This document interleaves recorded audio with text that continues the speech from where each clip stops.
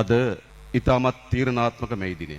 අපි හිතනවා මේ දූෂිත ප්‍රභු තන්ත්‍රය යටතේ පවත්වන අවසාන මේ දිනය. ඒ මොකද මේ ඔක්තෝබර් මාසේ 17ට කලින් සැප්තැම්බර් මාසේ 17ට පස්සේ මේ රටේ ජනාධිපති ඡන්දේ තියෙනවා. ඒ ජනාධිපති ඡන්දෙදී ජාතික ජන බලවේගයේ ජයග්‍රහණය කිරීම සඳහා සියලු සැලසුම් අපි එළලා තිබෙනවා. එනිසා එළබෙන මේ දිනය, ඒ කියන්නේ 2025 මේ දිනේ තියන්නේ ජාතික ජන බලවේගයේ ආණ්ඩුවක් යටතේ. අද මුළු රට එක මිටකට සුබ නැකත